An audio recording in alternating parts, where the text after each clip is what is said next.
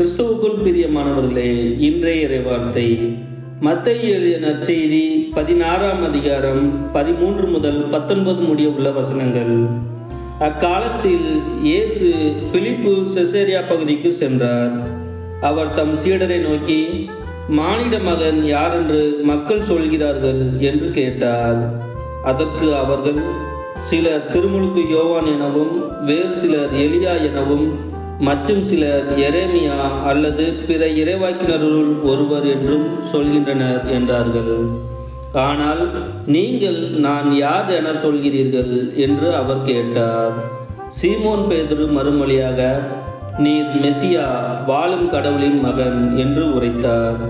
அதற்கு இயேசு, யோனாவின் மகனான சீமோனே, நீ பேர் பெற்றவன். ஏனெனில் எந்த மனிதரும் இதை உனக்கு வெளிப்படுத்தவில்லை, மாறாக விண்ணகத்தில் உள்ள என் தந்தையே வெளிப்படுத்தியுள்ளார். எனவே நான் உனக்கு கூறுகிறேன், உன் பெயர் பேதுரு.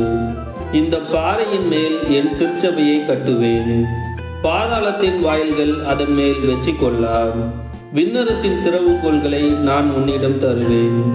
மண்ணுலகில் நீ தடை செய்வது விண்ணுலகிலும் தடை செய்யப்படும். மண்ணுலகில் நீ அனுமதிப்பது விண்ணுலகிலும் அனுமதிக்கப்படும் என்றார்.